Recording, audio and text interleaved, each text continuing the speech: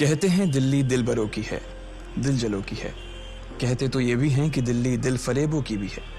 और लकी यानी कि लक्ष्मण लाल अग्रवाल में ये सारे गुण मौजूद थे। लोग उसकी शक्ल को देखकर ही कह देते थे, अबे दिल्ली से हो क्या? लकी वैसे दिखने में स्मार्ट और अट्रैक्टिव था, पर जेब से खस्ता हालत होने की वजह से रहता बेहद सिंपल तरीके से था। शर्ट का रंग उड़ा हुआ और पैंट से पैबंद जुड़ा हुआ। कहने को तो उसकी उम्र के लड़के दिल्ली की सड़कों पर रात को मोटर बाइक दौड़ाते थे, लेकिन लकी उर्फ लक्ष्मण लाल अग्रवाल सिर्फ कमरे से कॉलेज में पढ़ाई और गर्लफ्रेंड डिंपल के साथ थोड़ा वक्त बिताना, फिर कॉलेज से दुकान, दुकान से जब होम डिलीवरी आए तो वहां, और फिर घर चला जाता था। हाँ, कभी कभी जब वो किसी लड़के को खाली सड़क पर मोटर बाइक दंदनाते हुए देखता तो कहता, एक दिन अपना टाइम भी आएगा जब मैं चश्मा लगाकर बैठूंगा और पीछे डिंपल को बैठाऊंगा। देखना, जब वो मेरी कमर में अपना हाथ कसेगी और मैं तेजी से मोटरसाइकिल को इंडिया गेट के आसपास दौड़ाऊंगा, तो सारे दिल्ली का दिल हम दोनों को देखकर जलेगा। दुकान में रखा हुआ बर्नॉल भी काम नहीं आएगा। लकी ने कहा और अपने हाथ में बर्नॉल की क्रीम को दबा दिया। जैसे ही उसने क्रीम को दबाया, उसका क्रीम बाहर आ गई। अबे गधे, क्या कर रहा है? वो कोई स्पंज की गेंद है क्या जो उसे दबा रहा है? दुकान के मालिक ने उससे फटकारते हुए कहा और उसके सर पर एक चपत लगा दी। Sorry sir. लकी ने अपना सिर बचाते हुए कहा। वो खरोल बाग में स्थित एक छोटी सी मेडिकल स्टोर पर काम करता था। उसकी दुकान का नाम था चमन मेडिकल स्टोर और उसके ओनर का नाम था चमन लाल। लकी पिछले 5 साल से इन्हीं की दुकान पर काम कर रहा था। यहाँ इस छोटी सी शॉप पर काम करना उसकी मजबूरी थी। लाइफ में कंगाली की वजह से उसे कॉलेज में पढ़ाई पूरी करने के लिए पार्ट टाइम जॉब करना था। उसने कई अच्छी जगह अच्छी तनख्वाह की नौकरी ढूंढी पर नहीं मिली और वो इस मेडिकल स्टोर पर ही अटक गया। गधे, अब इसके पैसे क्या तेरा बाप भरेगा? कटेगा। इसका पैसा भी तेरी तनख्वाह से कटेगा और एमआरपी से डबल रेट में कटेगा। चमन ने अपने दांतों को किचमिचाते हुए कहा। गुस्से की वजह से उसकी नाक फूल गई थी और लकी की सांसें। उसने घबराते हुए ओनर से पूछा, एमआरपी से डबल क्यों सर जी? ताकि अगली बार से ऐसी कोई हरकत करने से पहले तू डबल बार सोचे। चमन ने कहा और उसके हाथ से ट्यूब छीन ली। उसका जी तो चाह रहा था कि वो लकी की खोपड़ी पर एक और बार अपना हाथ साफ कर ले, लेकिन उससे पहले ही दुकान का फोन बजने लगा। फोन की घंटी बजते ही लकी को वहां से निकलने का मौका मिल गया और वो भागते हुए फोन उठाने के लिए चला गया। हेलो जी, करोल बाग के बेस्ट मेडिकल चमन मेडिकल स्टोर से बोल रहा हूं, बताइए क्या काम था? ये लकी की पेटेंट लाइन थी। चाहे कहीं से भी फोन आए, लेकिन उसे फोन पर बस यही बोलना था। जैसे ही इधर लकी ने अपनी बात कही, उधर से जवाब आया, मैं ब्लूमिंग नाइट होटल के कमरा नंबर 303 से बात कर रहा हूँ। एक छोटा सा ऑर्डर है, नोट करो और जल्दी से होटल पर डिलीवर करवा दो। वो एक लड़के की आवाज थी। उसकी आवाज में काफी भारीपन और एक अजीब सी जल्दबाजी थी। जैसे ही लकी ने वो आवाज सुनी, पता नहीं क्यों उसे वो आवाज जानी पहचानी सी लगी। जी सर, बताइए आपका क्या ऑर्डर है? हाँ तो लिखो, हार्ट प्ले के 2 पैकेट और 1 पैकेट टिश्यू। लकी, जो कि अपना पेन लेकर खड़ा था, हार्ट प्ले का नाम सुनते ही झिझक गया। असल में हार्ट प्ले नाम का एक कंडोम आता था और इसलिए उसका नाम सुनते ही लकी शर्मा गया था। इतने साल से भी मेडिकल की स्टोर पर काम करने के बाद उसे इन चीजों का नाम सुनने में शर्म आती थी। हेलो भाई, लिखा कि नहीं लिखा? उस आदमी ने फिर से लकी से पूछा। जी सर, लिख लिया सर, लिख लिया। लकी ने खिसिया कर हंसते हुए कहा। लिख लिया तो फिर लेकर निकल, उस लड़के ने कहा। उसकी आवाज सुनकर ना जाने ऐसा क्यों लग रहा था कि वो बहुत बड़ा आदमी था। जी सर, मैं सर, लेकिन सर बाहर तो बारिश हो रही है, लकी ने कहा।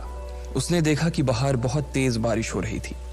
उनकी दुकान के सामने पानी भर गया था और तेज हवाओं की वजह से चमन मेडिकल स्टोर का बोर्ड भी गिर गया था। लकी को लग रहा था कि वो इतनी तेज बारिश में अभी एकदम से तो नहीं निकल पाएगा, तो उसने उस लड़के को समझाते हुए कहा, सर मैं ऑर्डर तो ले आऊंगा पर थोड़ा टाइम लग जाएगा, बारिश थोड़ी थम जाए। अब इससे पहले कि वो कुछ आगे बोल पाता, फोन पर लड़का बोल पड़ा। तुम्हारे मालिक को पता है कि तुम मल्होत्रा जी के लड़के को मना कर रहे हो? हाँ पता है, बारिश हो रही है, इसलिए सारा सामान अच्छे से थैली में पैक करके लाना और लेट नहीं होना चाहिए, समझे? उस लड़के ने कहा और इससे पहले कि लकी आगे कुछ कह पाता, उसने फोन काट दिया। उधर से लकी के दुकान का ओनर उसे घूर कर देखा जा रहा था। लकी के हाथ में पेन और पेपर देखकर ही वो समझ गया था कि उसके पास कोई ऑर्डर आया था। आज वैसे भी इतनी बरसात होने की वजह से सुबह से इक्का दुक्का ग्राहक ही दुकान पर आए थे। ऐसे में उसकी दुकान का मालिक एक भी ऑर्डर को छोड़ना नहीं चाहता था। वो लकी को देख रहा था और लकी बारिश की ओर देख रहा था। बारिश का बहाना नहीं चलेगा, जाना पड़ेगा।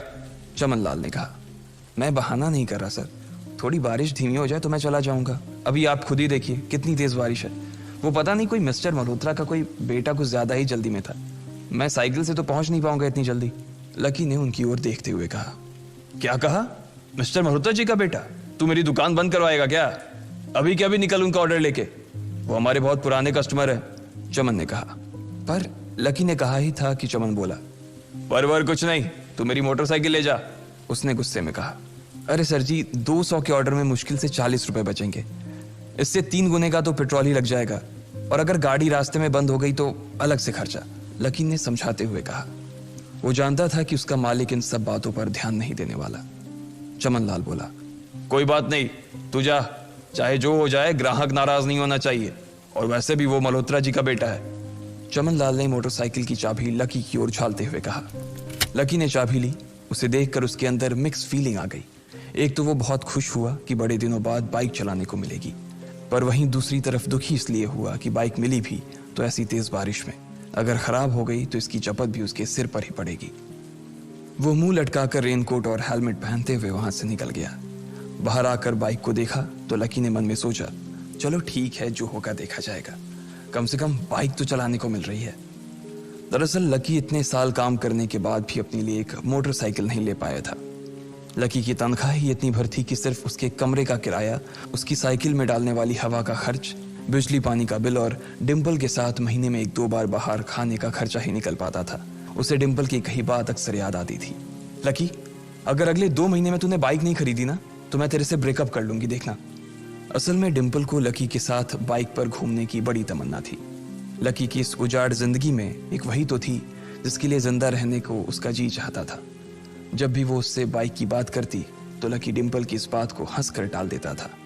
वो अपने मन में इस बात को अच्छे से जानता था कि डिम्पल उससे बहुत प्यार करती थी और वो उससे कभी छोड़ कर नहीं जा सकती थी। वो दोनों एक दूसरे में ऐसे घुले मिले थे जैसे बादल बरसात में घुल जाती है। लकी को डिम्पल बहुत पसंद थी और वो उसके लिए दुनिया जहां की खुशियां खरीद कर ला देना चाहता था। वो चाहता था कि एक दिन वो डिम्पल को प्लेन में बैठाए, लेकिन उसके ये सब ख्वाब इस कम तनख्वाह की नौकरी की वजह से कभी पूरे नहीं होने वाले थे। पर आज उसके पास एक मौका था। वो डिम्पल को अपने साथ इस बारिश में राजपथ घुमाना चाहता था।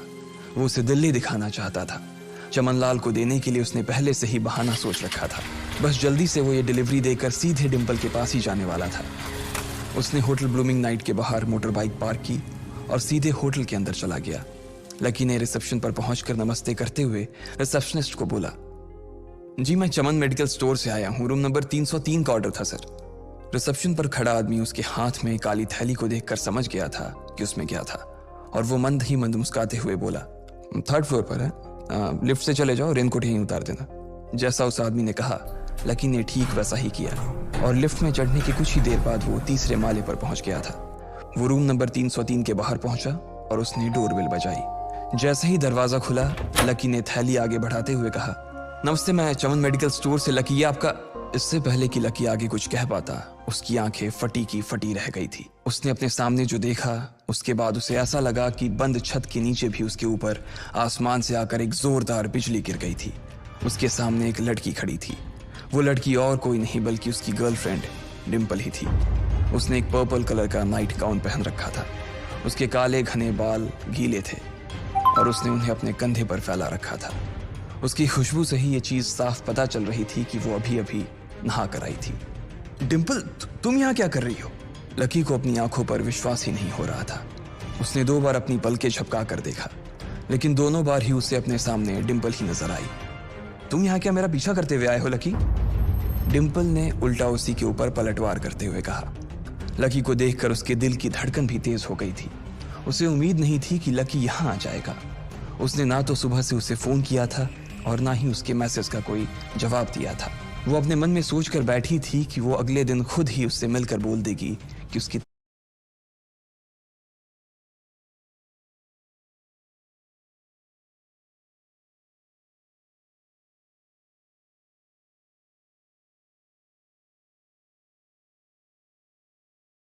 तबीयत खराब थी।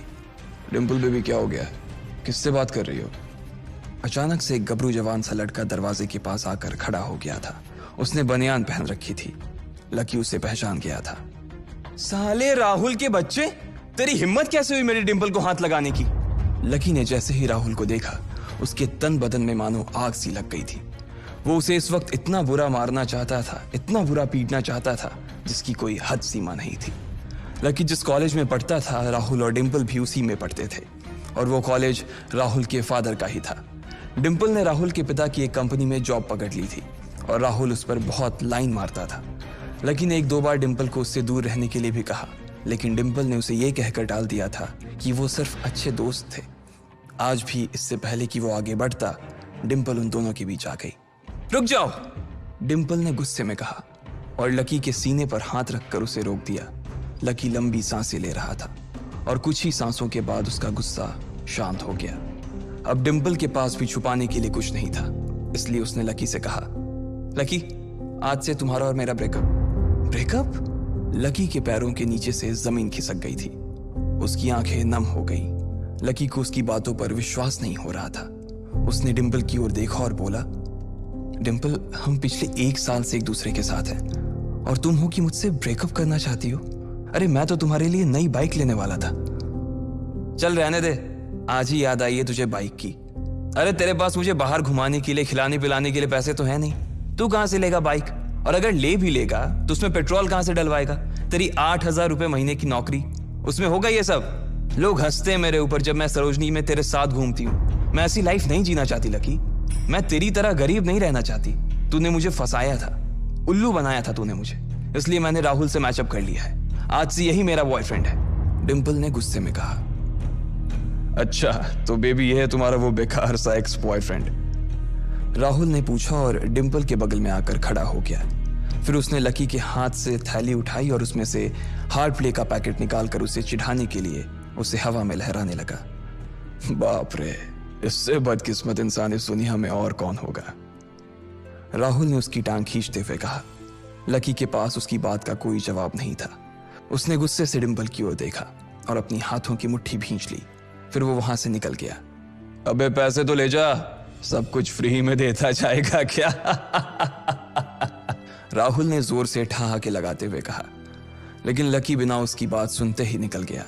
उसके दिमाग में डिंपल के कहे शब्द गूंज रहे थे। उसने कभी सपने में नहीं सोचा था कि डिंपल उसके साथ कुछ ऐसा भी कर सकती थी। जिस इंसान के लिए वो इतना कुछ करना चाह रहा था, उसे उसकी कोई कदर ही नहीं थी। लकी इतना हताश हो गया था कि बुरी तरह से रोने लगा। इस बार वो लिफ्ट से नहीं बल्कि सीढ़ियों से नीचे उतरा और एक सीढ़ी उतरने के साथ उसके आंसू आंखों से छलकते जा रहे थे। जब उसकी आवाज सुनकर कुछ लोग अपने कमरे से बाहर आए तो लकी ने तुरंत अपने आंसू पोंछे और तेजी से वहां से भाग गया। उसे जिंदगी में पहली बार प्यार हुआ था और पैसों की कमी की वजह से ना सिर्फ उसका प्यार बल्कि उसकी पूरी जिंदगी बर्बाद हो गई थी। लकी जैसे ही बाहर आया तो उसने देखा कि बाहर अंधेरा हो गया था। आसमान में तेज बिजली कड़की और बारिश जो थमी थी एकाएक फिर से झमाझम बरसने लगी। ये देख लकी के थमे हुए आंसू एक बार फिर से छलक गए। उसका दिल बुरी तरह से टूट चुका था, लेकिन उसे इस बात की खुशी भी हो रही थी। आखिर आज उसे डिंपल का असली चेहरा नजर आ गया था। वो तो उसके साथ घर बसाने की सोच रहा था, लेकिन अच्छा हुआ कि उसने पहले ही उसका घर बर्बाद होने से बचा लिया। लकी को दुख तो बहुत हो रहा था, पर उसे यह भी लग रहा था कि उसे आगे चलकर यही दुख उसे खुशी देने वाला था। लेकिन एक चीज थी जो लकी को परेशान कर रही थी, वो थी उसकी माली हालत। उसकी जेब इतनी तंग थी कि उसे फटी हुई जेब की पैंट पहनकर घूमना पड़ता था। कभी कभी तो लकी सिर्फ रोटी खाकर दिन काट लेता था। वो कब से कोशिश कर रहा था कि कोई अच्छा काम पकड़ सके, लेकिन उसे कोई काम देने को राजी नहीं था।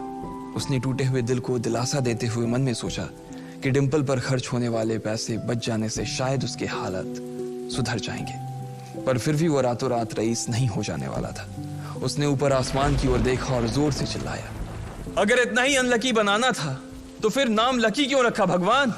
वो जितनी जोर से चिल्ला सकता था उतनी जोर से चिल्लाया। उसकी आवाज से आसपास खड़े लोग एक बार तो डर गए थे। लकी ऊपर ही देख रहा था और उसके आंसू बारिश के पानी के साथ मिल गए थे। जैसे ही वो फूट कर रोने को था, तभी उसके फोन पर एक मैसेज आया। जैसे ही लकी ने अपना फोन निकालकर उस मैसेज को पढ़ना शुरू किया, उसकी तो आंखें ही चमक गई। अचानक उसके आंसू हंसी में बदल गए और वो जोर जोर से वहीं सड़क पर नाचने लगा।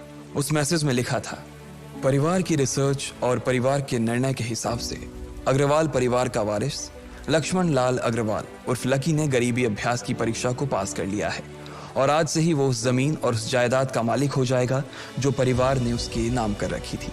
ये एक ऐसा मैसेज था। आखिर कौन था लकी, क्या थी उसकी असलियत, और वो कैसे रातों रात ही अनलकी से लकी हो गया था।